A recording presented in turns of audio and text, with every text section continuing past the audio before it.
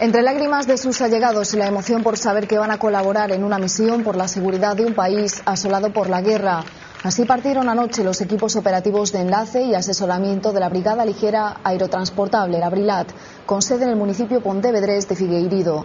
30 militares prepararán, asesorarán y apoyarán al Ejército Nacional Afgano en la reconstrucción del país. Un país peligroso. Precisamente hace escasas horas 9 soldados de la OTAN fallecieron al sur de Afganistán al estrellarse el helicóptero en el que viajaban. ¿Qué tal? Saludos, muy buenos días. Este grupo, que parte de Galicia, realizará funciones similares a las ejercidas por los guardias civiles destinados a Afganistán, una misión en la que, recordemos, murieron 2 agentes en el mes de agosto. Será la primera vez que la Brilat se encargue de este cometido. Enseguida les ampliamos esta noticia. Antes repasamos la actualidad con la que nos despertamos este martes 21 de septiembre. La crisis también se va a notar en los presupuestos gallegos para el año que viene. Se reducirán entre un 11 y un 12%. El presidente de la Xunta, Alberto Núñez Feijóo, estudia eliminar servicios adicionales, por ejemplo, líneas ferroviarias con pérdidas o el servicio de Noitebús, así como eliminar comedores escolares y en su lugar poner catering. Y todo para ahorrar gastos. Gobierno y Partido Popular se enzarzan por la subida de la luz en octubre. Industria asegura que han pactado aplicar el aumento del precio de la energía en el recibo, pero la oposición lo niega. Hoy tendrá lugar la subasta de electricidad que fijará el incremento de la factura de la luz. Leo Messi estará 2 semanas de baja tras confirmarse que sufre un esguince en el tobillo. El delantero del Barcelona sufrió una durísima entrada durante el partido contra el Atlético de Madrid. El checo Uffalusi ya se ha disculpado. Esta lesión, que mantendrá al argentino cao, se produjo en la tercera jornada de la Liga, en la que el Deportivo sumó ayer un nuevo empate frente al Getafe.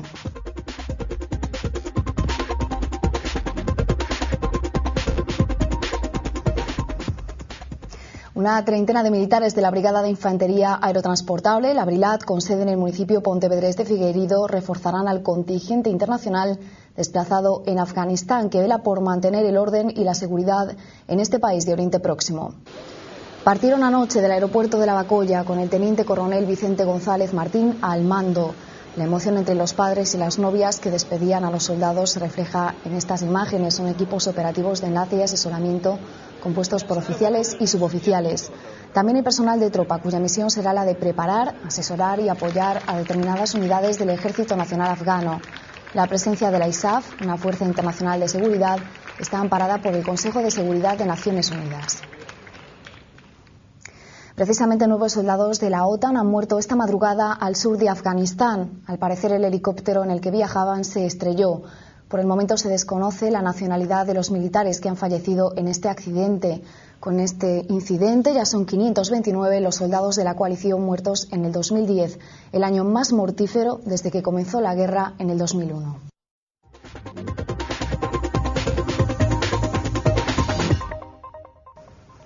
El Ejecutivo de Alberto Núñez Feijóo ha tenido que meter la tijera, y es que los presupuestos gallegos del próximo año se reducirán en un 11%, por lo que habrá que prescindir de algunos servicios adicionales.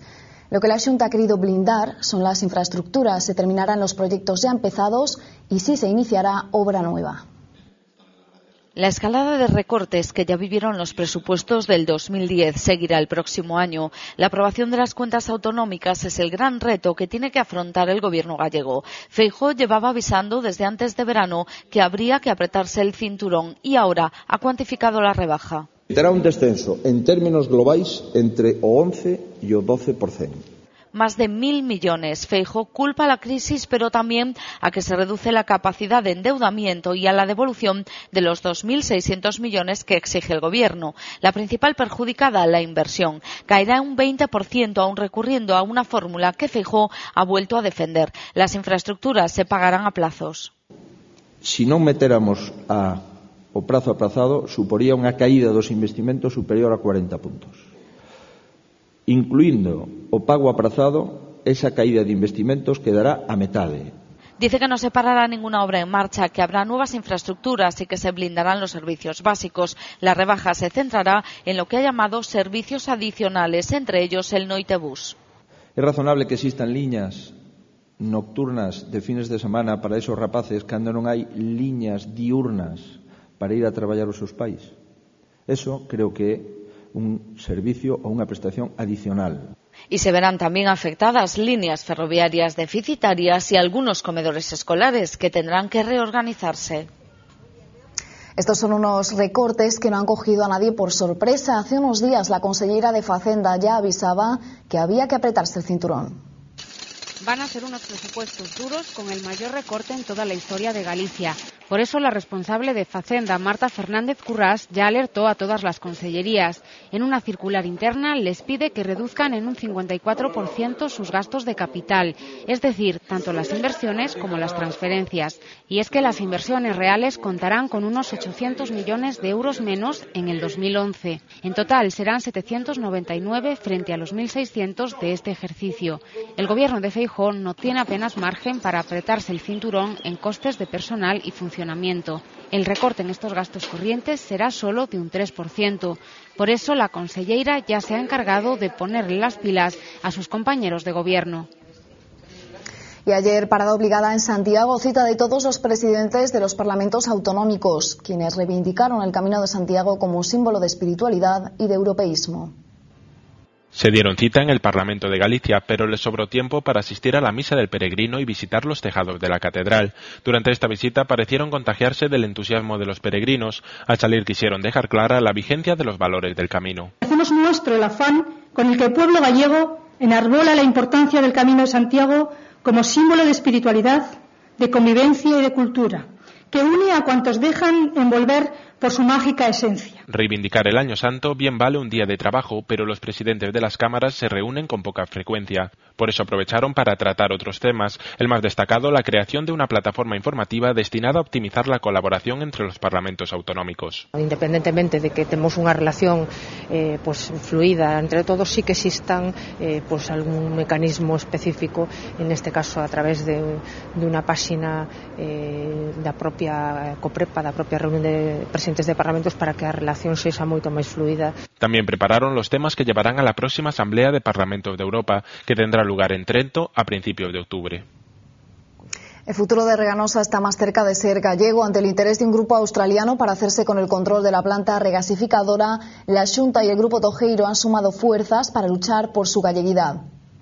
En la Junta de Accionistas celebrada ayer, Endesa mostró su intención de vender su participación del 21%. Caixa Galicia quiere deshacerse del 10% y CaixaNova del 5%. Banco Pastor también de otro 5%. Estas participaciones serán adquiridas por la Xunta y el Grupo Tojeiro, que se harán con el 51 al 54% de las acciones, lo que significa que mantiene la titularidad gallega de la regasificadora.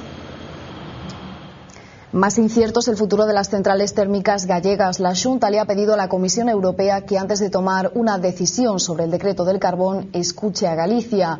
Por eso el consejero de Economía, Javier Guerra, le ha enviado por segunda vez una carta al vicepresidente de la Comisión y comisario de Competencia, Joaquín Almunia, al igual que hizo antes con el ministro de Industria. Este decreto prima el uso del carbón nacional, algo que perjudica a las térmicas de Aspontes y Meirama, que usan el foráneo. El juicio por el crimen de la calle Oporto, en el que murieron 2 gays, entra en su recta final. Ayer testificaron varios agentes que aseguraron que Jacobo Piñeiro mintió a la policía. También subió al estrado la madre de una de las víctimas. Jacobo Piñeiro abandonaba así los juzgados de Vigo después de que algunos miembros del Cuerpo de Bomberos y de la Policía Científica prestaran declaración ante el jurado y la Fiscalía. Todos ellos coincidieron a la hora de describir el escenario del crimen, en el que se provocó un incendio con al menos 5 focos, 2 de ellos sobre los cadáveres de Isaac Pérez y Julio Anderson. Según las pruebas recabadas en la investigación, el acusado se habría valido de montículos de ropa, alcohol y gasolina para avivar las llamas. Yo creo que lo explicaron muchísimo mejor que la vez anterior. La vez anterior lo explicaron como más deprisa y sin tanto detalle. Tal y como declaró uno de los bomberos que accedió a la vivienda, tras sofocar el fuego encontraron el cuerpo de Isaac, parcialmente desnudo y atado a una pata de la cama, y más tarde el de su compañero Julio, quien estaba en otra de las habitaciones degollado y maniatado por un cable eléctrico. Por su parte, la Policía Científica declaró haber encontrado sangre de Jacobo por toda la vivienda, así como mezclas de esta con la sangre de los fallecidos. A diferencia del anterior juicio, en esta ocasión la madre de Isaac también fue llamada a declarar, pero lo hizo después de de que la defensa pusiera en duda la validez de su testimonio. Pensé que me iba a poner como un flan a punto de reventar, pero no, la verdad es que estoy alucinada de mi entereza. El abogado de Jacobo Piñeiro aprovechó la intervención de Marta para recordar a la Fiscalía que la mujer ya había percibido una ayuda del Estado de 45.000 euros.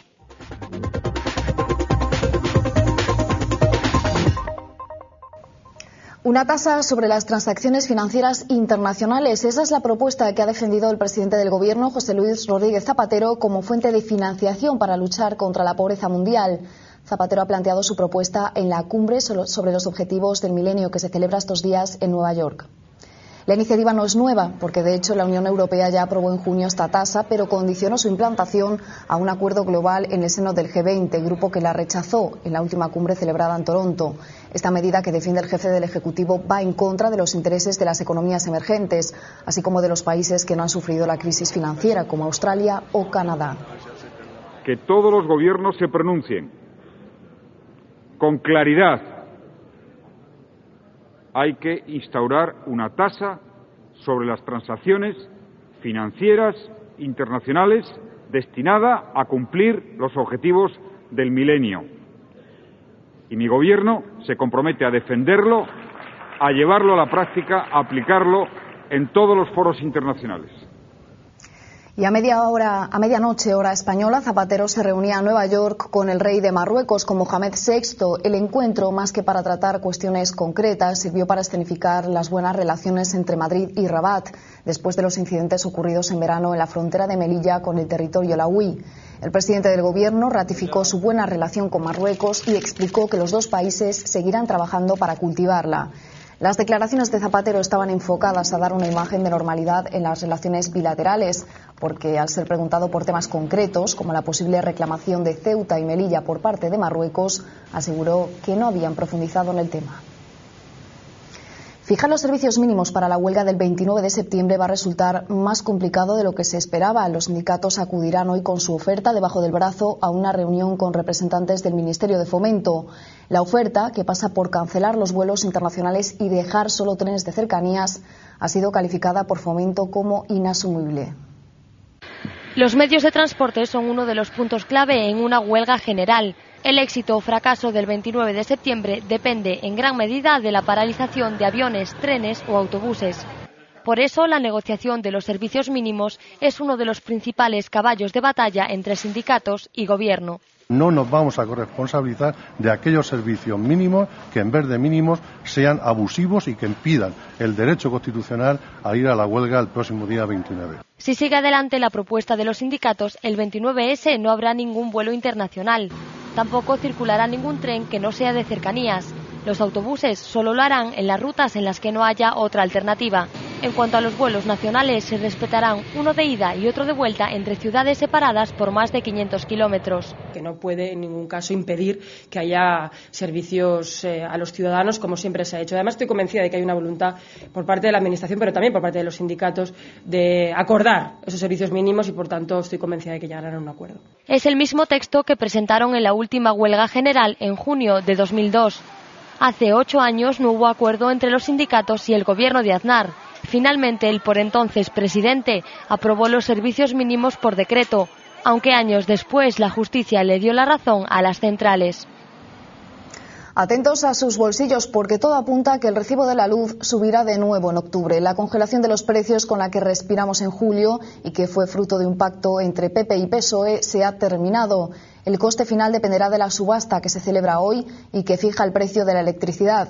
El PSOE se ha escudado en que esta decisión es también fruto de un acuerdo con los populares, pero el partido de Rajoy lo niega. Apaga la luz, que no somos de la compañía eléctrica. Y tanto, el Gobierno ha decidido que subirá la luz. Aunque la oposición del Partido Popular es persistente, el secretario de Economía y Empleo, Álvaro Nadal, parece respaldar esta medida. Los populares no han acordado con los socialistas la subida de la luz, pero admiten que es lógico un aumento cuando sube la materia prima. Nadal, sin embargo, insiste en la necesidad de adoptar medidas globales, en lugar de soluciones parciales que solo palian problemas puntuales en el sistema eléctrico. Mañana tendrá lugar la subasta en la que se acordará el coste de la energía. El Gobierno trasladará el valor pactado a la factura de la luz. Hasta el martes no sabremos nada, pero por ahora, por si acaso, hagan caso a sus madres. Apaguen la luz. El hombre que dejó abandonados a dos ancianos en una furgoneta, dos ancianos que finalmente murieron, ha quedado en libertad con cargos. Uno de los fallecidos era natural de la localidad lucense de Mondoñedo y los dos tenían demencia senil. El dueño del geriátrico de Cienpozuelos de Madrid ha reconocido su trágico error. Está acusado de 2 delitos de homicidio por imprudencia. Ayer era el copropietario de la residencia quien lo suplía en el transporte de ancianos. El otro director, hermano del detenido, se encargaba de la ruta ante la desconcertada mirada de los residentes. Pero no me he enterado de nada, no me ha dicho nadie nada. Según el centro, se trató de un olvido fatal. Una llamada despistó al conductor que no sacó a los dos ancianos del vehículo. Ambos, en silla de ruedas y con demencia senil, pasaron en la furgoneta más de 12 horas. Cuando les echaron en falta, ya era tarde. Dejarlos ahí abandonados a los pobres y estar todo el día metidos hasta por la noche que fueron otra vez a coger la furgoneta ya está bien. Lo que habrán pasado los pobrecitos. Las que los cuidan no se cuenta tantas horas, pero usted decir falta fulano, falta mengano. También tenía muchos años ya la persona esta, pero vamos, tampoco hay derecho a esto, ¿no? Con 87 y 81 años murieron por deshidratación, un descuido mortal en una residencia con todos los papeles en regla. No tengo ninguna queja y nada en el trato y los atienden bien. Lo que nadie se explica es cómo ninguno de los empleados echó en falta a los dos ancianos. Soy el director de la residencia y el único responsable de lo que ha pasado aquí, que fue un error que ha tenido unas consecuencias trágicas. No recuerdo bien si fue una llamada de teléfono, si fue que me quedé hablando con la encargada o algún familiar. Eso es exactamente lo que ocurrió, la circunstancia que fue. Querrías ese ser tú el muerto, te lo juro.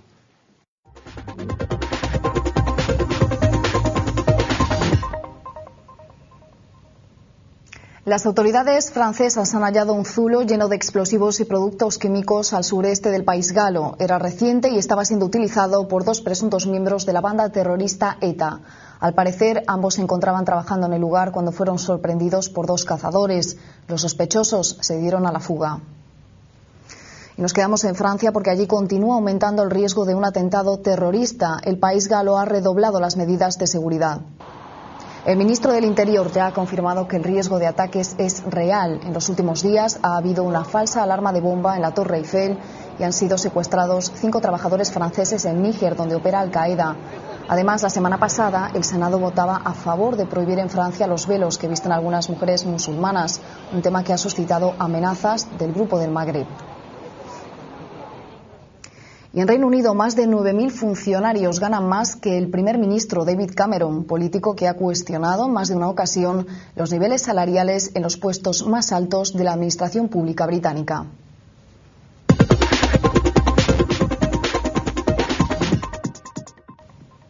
Santiago de Compostela recibió ayer a los campeones del Xacobeo Galicia. Con Ezequiel Mosquera, el flamante subcampeón de la Vuelta a España a la cabeza, el equipo ciclista llegaba a la Plaza del Obradoiro, donde fueron recibidos por el presidente de la Xunta. El Xacobeo terminaba la ronda española como tercer clasificado por equipos, mientras que su primera espada, Mosquera, disputaba el título hasta la última etapa con el italiano Vincenzo Nibali. En fútbol, en Primera División, así han quedado los resultados de la tercera jornada liguera. Ayer el Deportivo no pudo conseguir su primera victoria liguera, suma un nuevo empate, el tercero de la temporada, frente al Getafe. Eso sí, ya estrenó el casillero de los goles marcados y encajados. El encuentro acabó en Riazor con empate a 2 goles. El Real Madrid derrotaba el sábado en Anoeta por 1-2 a la Real Sociedad. Idéntico resultado en el encuentro de ayer entre el Atlético de Madrid y el Barcelona. Tras las 3 primeras jornadas, lidera la tabla de Primera División el Valencia con 9 puntos y pleno de victorias. Y en el Barcelona respiran ya aliviados. Leo Messi estará cerca de 15 días de baja tras confirmarse que sufre un esguince en los ligamentos laterales interno y externo del tobillo derecho. Así lo han desvelado las pruebas a las que se sometió ayer. El argentino se lesionaba en los últimos minutos del partido frente al Atlético de Madrid a causa de una entrada del defensa checo Tomás Ufalusi. Messi no sufre lesión ósea y la resonancia magnética a la que se ha sometido ha dado la mejor de las noticias posibles al jugador y a su club, que solo le perderá durante los 2 próximos partidos de Liga. El autor de la dura entrada ya le ha pedido disculpas al argentino. Intenté ayer, pero lógicamente estaba caliente después de lo que pasó.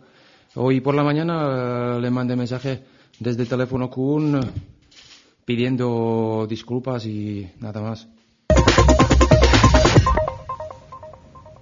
La ONG Plan ha presentado el cuarto informe anual de la campaña Por ser niñas, que alerta sobre la situación de desprotección de las menores en el mundo, especialmente en las grandes ciudades.